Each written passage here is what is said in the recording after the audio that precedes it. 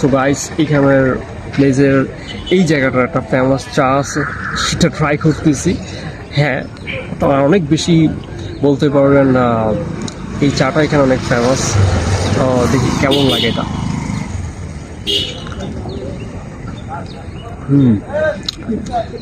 Yes, normal চার মধ্যেই একটু এক্সট্রা কিছু একটা স্পেশাল আছে। বাকেরখান ট্রাই কর। অ্যান্ড এখানের বাকরখানিটা ট্রাই করবো আমরা। তো আমার ফ্রেন্ড তিনজন মিলে একটা ট্রাই করলো, তুমি একটা নাও, তুমি নাও। সো দেখি, ট্রাই করে দেখি।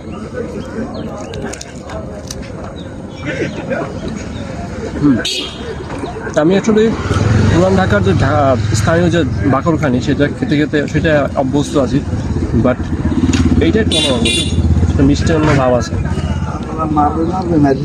সো এটা অবশ্যই ট্রাই করুন বাকরখানির সাথে এই চাটার মধ্যে একটা স্পেশাল ইনগ্রিডিয়েন্ট অলরেডি ভাই মনে হয় দেয়, এটা আমি বুঝতে পারছি অলরেডি। ইয়েস, সো গাইস অবশ্যই এই জায়গাটা ঘুরতে আসবেন।